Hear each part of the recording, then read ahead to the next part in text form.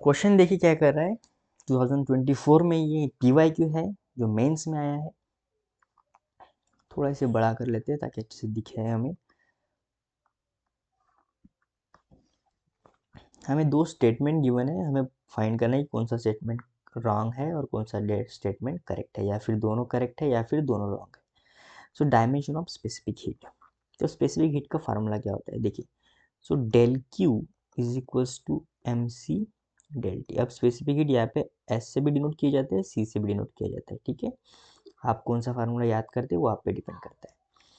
और gas constant हमें तो पता है PV is equals to N R T, ठीक है। यहाँ पे सिर्फ आर टी ना करें क्योंकि एन भी काउंट होगा, क्योंकि N is a number of mole और मोल एक फिजिकल क्वांटिटी है जिसका डायमेंशन होता है। कुछ लोग यहाँ पे एन को कंसिडर नहीं करते, एन को 1 रख के आर टी से फार्मूला फाइंड कर लेते हैं और फिर वो रॉन्ग हो जाता है, ठीक है। So C is a specific heat. So specific heat को हम साइड में ले लेंगे। डेल क्यू जो कि हीट होता है upon M is a mass, del T it's a temperature. Heat का फार्मूला एनर्जी के फार्मूले के जैसा ही होता है, ठीक है। सो एनर्जी का फार्मूला यानी हीट का formula, heat is a form of energy. So 1 in mass, 2 in length, minus 2 in time.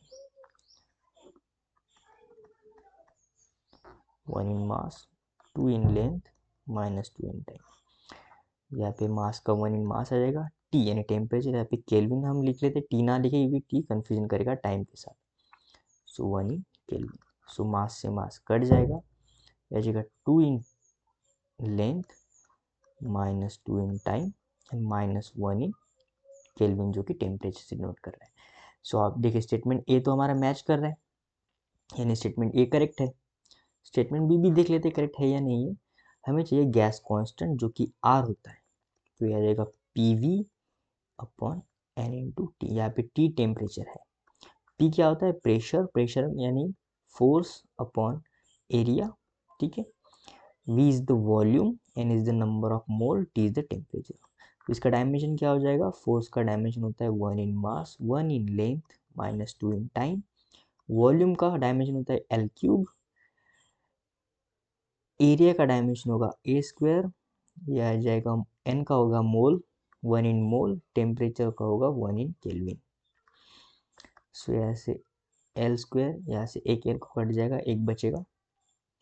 सो यह आ जाएगा 1 in mass, 2 in length, minus 2 in time, mole inverse, kelvin inverse.